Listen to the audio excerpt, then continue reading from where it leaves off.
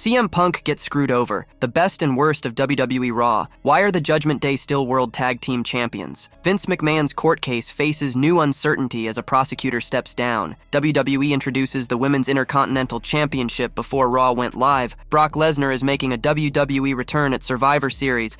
The WWE's psychology bashed. A huge Roman Reigns and CM Punk meeting announced for SmackDown. Let's dive right in. The best and worst of WWE Raw. WWE Raw tonight was the Survivor Series go-home show, with this week's episode of SmackDown already taped. A lot happened, good and bad. As usual, it was mostly positive. A few baffling decisions were made, though, which could end up having long-term repercussions. So, without further, let's get into our review of the latest episode of WWE Raw. Number 1, best. Gunther is scared. While the ultimate match might be predictable, Gunther is doing a great job at building up Damien as his challenger.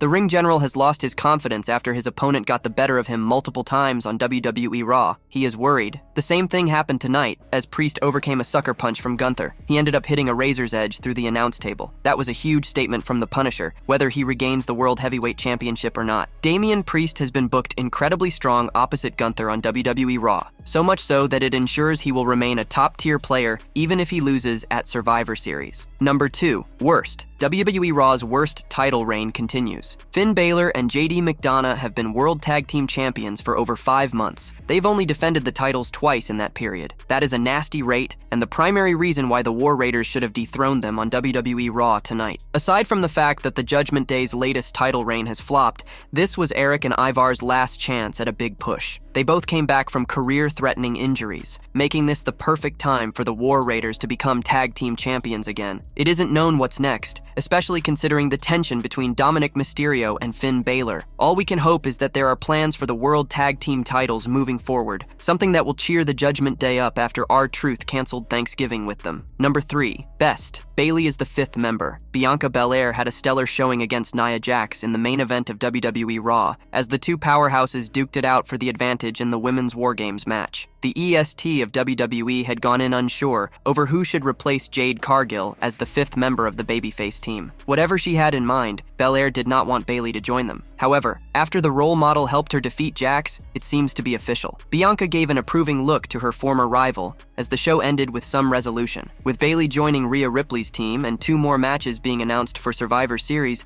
the card seems complete. On a side note, the issue between Braun Breaker, Ludwig Kaiser, and Sheamus has also been one of the best parts of WWE Raw recently. Number 4, best and worst. It's over. The ultimate heartbreak occurred on WWE Raw. It seems like the New Day's time as a unit is over, a week before their 10th anniversary celebration. Things broke down backstage after Xavier Woods and Kofi Kingston suffered an embarrassing loss to Otis and Akira Tozawa. The two had a heated argument after heading to the back, with unnecessary shots being hurled. Kingston claimed Woods hasn't won a singles championship because he's not good enough, while revealing why he wasn't allowed to call the shots for the New Day. Meanwhile, Xavier Woods took credit for Kofi Mania. He claimed to be the reason why Kofi Kingston won the WWE Championship before bringing up his 6-second loss to Brock Lesnar. While the decision to break up the New Day might be questionable, this segment was excellent and intense. The emotions are now off the charts. Oh, Big E, save us from further heartbreak next week. Why are the Judgment Day still World Tag Team Champions? The Judgment Day members Finn Balor and JD McDonough defended their World Tag Team titles against the War Raiders in a hard-fought match. The bout concluded with the villainous faction retaining their titles, surprising many fans. Their victory was secured after interference from Dominic Mysterio and Carlito, which allowed JD to capitalize with a roll-up pin. Let's explore 3 reasons why Balor and JD retain the World Tag Team Championship. One reason why Balor and JD retain their World Tag Team titles is that the end of the Judgment Day does not appear to be imminent. Moments before the match, Finn Balor attempted to assert his leadership,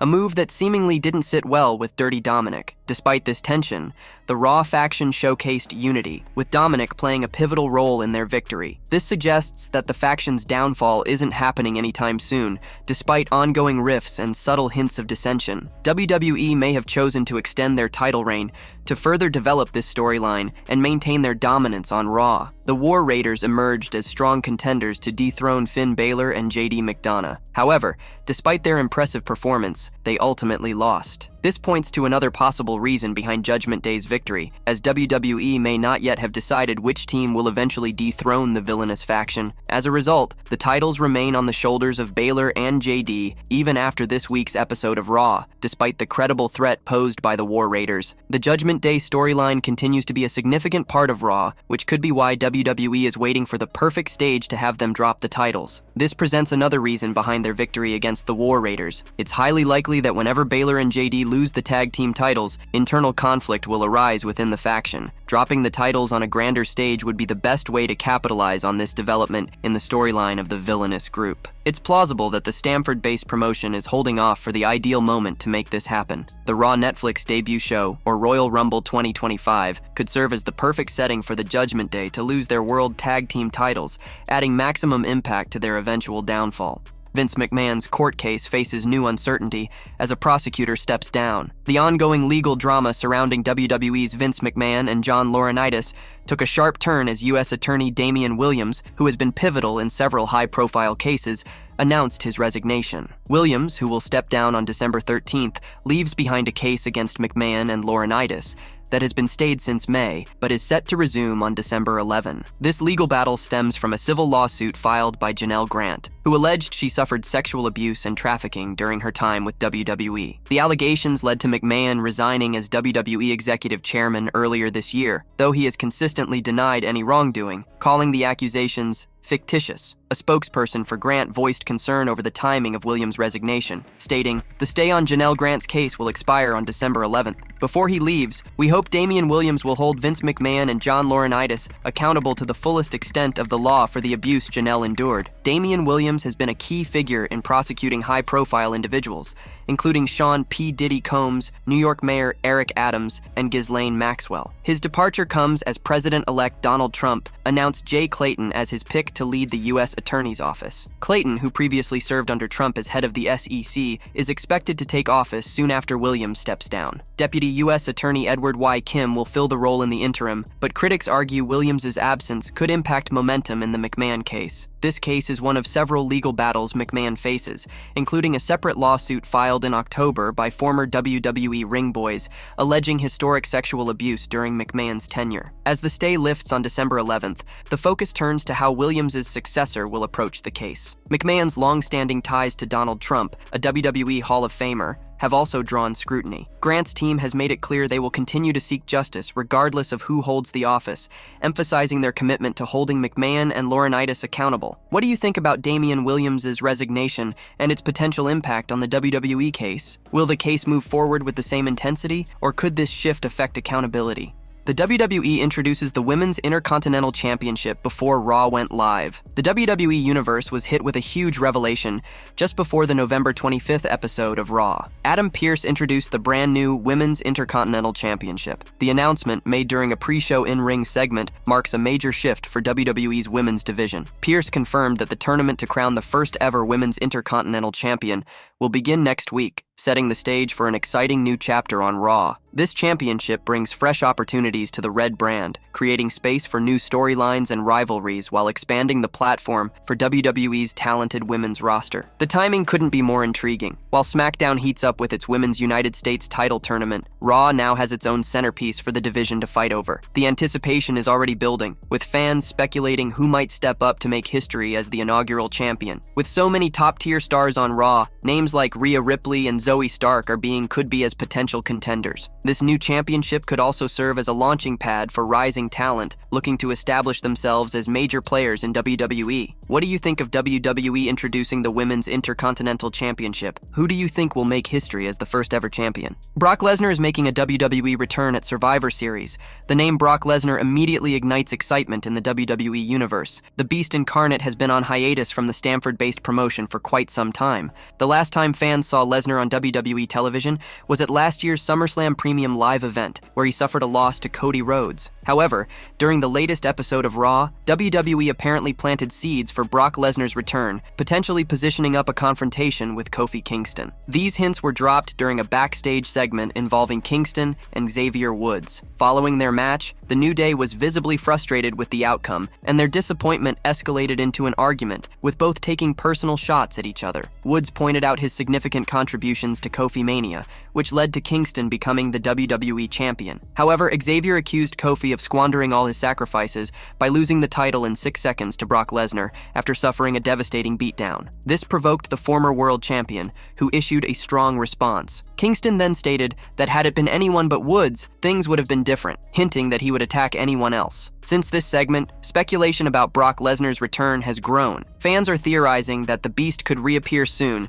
to once again destroy Kofi Kingston and send a powerful message of his dominance. If this transpires, it's doubtful whether Woods would come to Kofi's aid, given the recent tension between the two. While Lesnar's name being cited on television doesn't confirm his return, it has indeed fueled excitement among fans eagerly awaiting his comeback. It will be intriguing to see how the story between Kofi and Woods unfolds, and whether more references to the multi-time world champion will be made as this story moves forward. The mention of Brock Lesnar's name on Raw has undoubtedly fueled speculation about his return. However, this isn't the first time the Beast has been referenced on the red brand. A few weeks ago, Seth Rollins was entangled in a backstage segment with Adam Pearce. During this, the Visionary referred to himself as the Beast Slayer, a title he earned after defeating Lesnar at WrestleMania 35. Following those references, reports clarified that WWE merely intended to add weight to the ongoing storyline. There has been no sign of Lesnar's imminent return to WWE other than the references. Similarly, it's possible that Lesnar's name being dropped during the heated argument between Kofi Kingston and Xavier Woods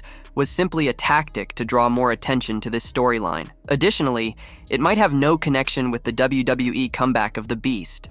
The WWE's psychology bashed. Former WWE writer Vince Russo recently discussed how the company has been booking its current babyfaces. The stars are gearing up for Survivor Series this Saturday, one of WWE's Big Four premium live events. The latest episode of Raw was an important pit stop ahead of Survivor Series. Damien Priest once again destroyed Gunther with a razor's edge on the announcer's table. Bianca Belair also grabbed the advantage for her team at War Games by defeating Nia Jax in a singles contest. This week on Legion of Raw, Vince Russo was confused about why the babyfaces had the upper hand heading into the event. He didn't understand why Priest had to dominate Gunther throughout the rivalry. The veteran writer had the old-school view that the heels needed to get heat before the major event and would be finally vanquished by the babyfaces when they collided. Going into Survivor Series, I don't understand why any of the babies would be up. I don't know why Damien Priest would be up. I don't know why the women's team would be getting the advantage. I don't understand this kind of booking. I understand heat. Babyfaces aren't supposed to get the advantage. I don't understand this psychology. Another new match was announced for Survivor Series during this week's Raw. Braun Breaker will defend the Intercontinental Championship in a triple threat match against Sheamus and Ludwig Kaiser. It will be interesting to see which stars come out on top after WWE Survivor Series War Games this Saturday.